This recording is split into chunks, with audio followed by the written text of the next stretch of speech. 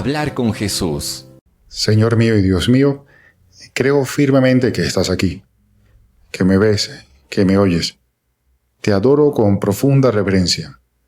Te pido perdón de mis pecados y gracia para hacer con fruto este rato de oración. Madre mía Inmaculada, San José mi Padre y Señor, Ángel de mi guarda, interced por mí. Existe una leyenda recogida por el historiador de la antigüedad Plutarco en Vidas Paralelas, y resulta que describe allí Plutarco el sistema de Esparta para seleccionar cómo tendrían que ser sus ciudadanos. Y el sistema, bueno, bastante curioso, muy famoso, ¿no? Pero muy curioso. Y decía Plutarco que los recién nacidos eran sometidos a una evaluación muy rigurosa para determinar si eran aptos para ser guerreros. Cosa que tiene mucho sentido en aquella sociedad porque todo dependía pues de lo militar, ¿no? Entonces, desde el momento en que nacía un niño, era examinado rigurosamente para determinar si era considerado suficientemente fuerte o suficientemente digno de ser parte de la sociedad espartana. Entonces, ¿qué pasaba con aquellos que no cumplían con los estándares?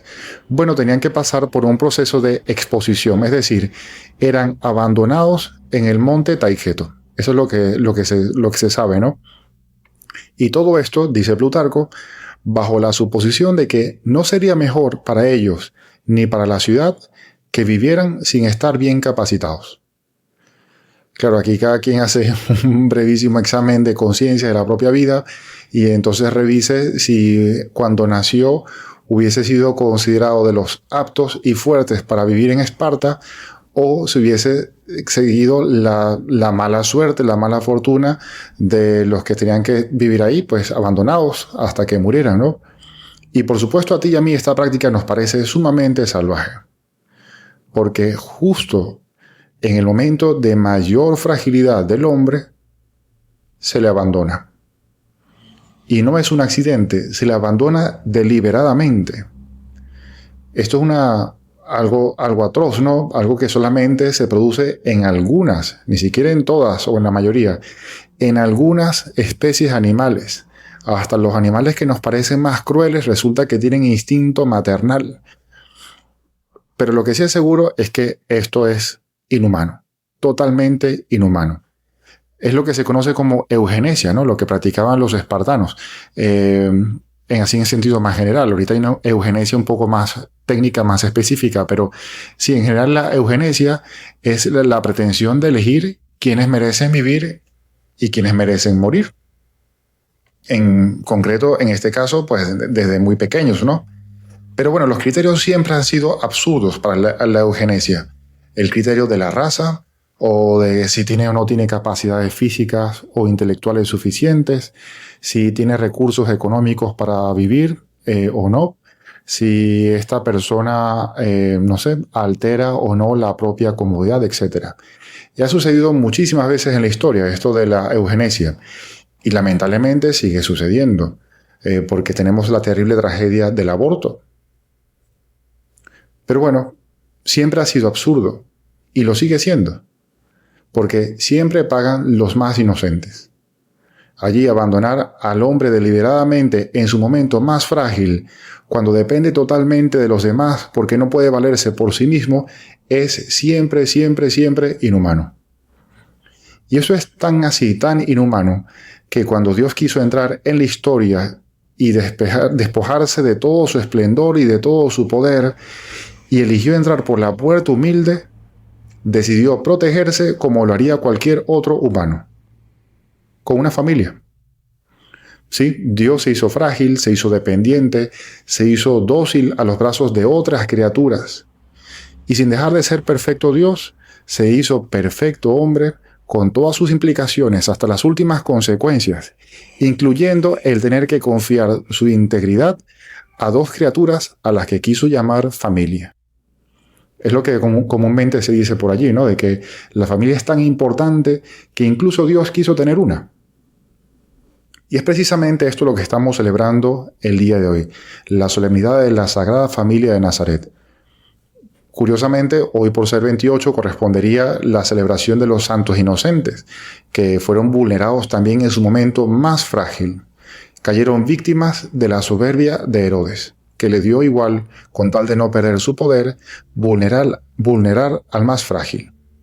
Pero bueno, esta memoria de los santos inocentes hoy se omite porque es el primer domingo después de Navidad y tiene mayor peso la solemnidad de la Sagrada Familia de Nazaret, donde al contrario, por eso decía que curiosamente, esta solemnidad nos recuerda que aquí se custodia precisamente al Dios que se hace frágil.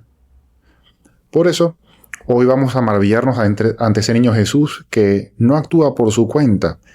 En realidad, el niño Jesús apenas actúa, apenas hace cosas. Permanece prácticamente pasivo como cualquier bebé, ¿no? Recibe alimento, se le reclina para que duerma en un pesebre. Los magos, cuando llegan, lo encuentran en los brazos de su madre. Necesita que lo lleven a toda prisa a Egipto porque tiene que escapar de las manos de Herodes. Es justamente lo que escuchamos en el Evangelio de la misa de hoy.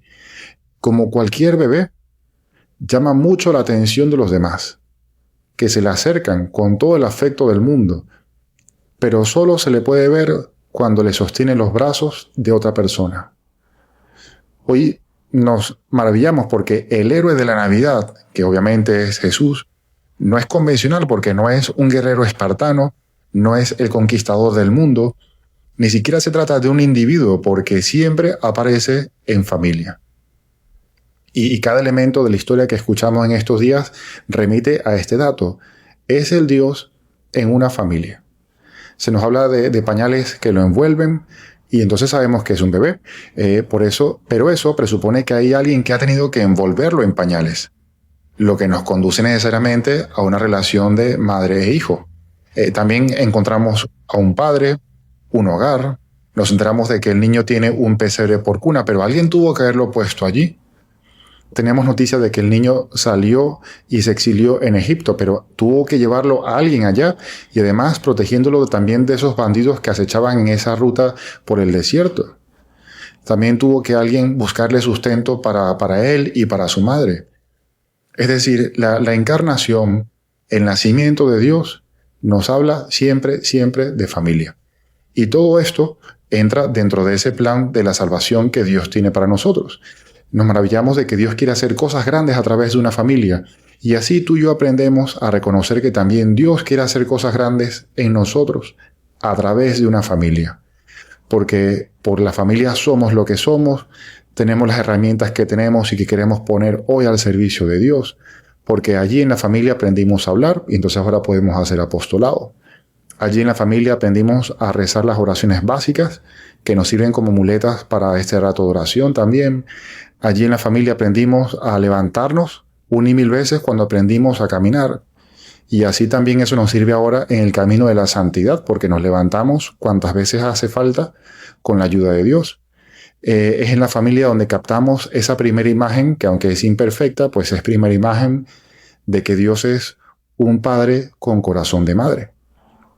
Por eso, esta fiesta de hoy es ocasión de oro para agradecer. Dios también quiere hacer cosas grandes en nosotros a través de nuestras familias.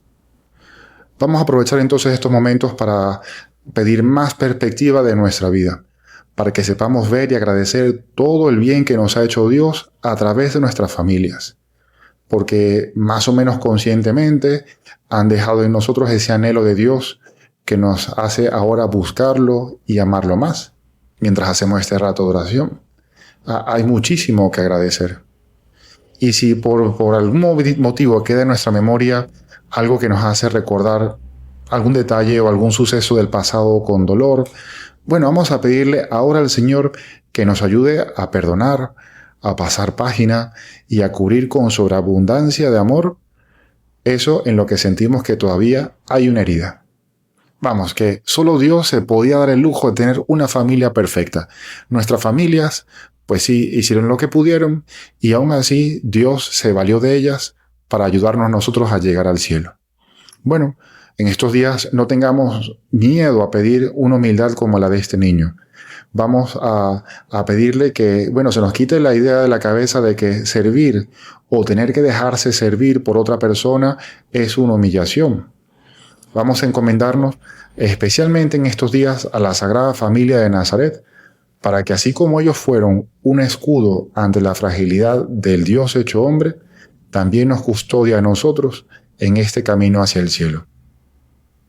Te doy gracias, Dios mío, por los buenos propósitos, afectos e inspiraciones que me has comunicado en esta meditación. Te pido ayuda para ponerlos por obra. Madre mía Inmaculada, San José mi Padre y Señor, Ángel de mi guarda, interceded por mí.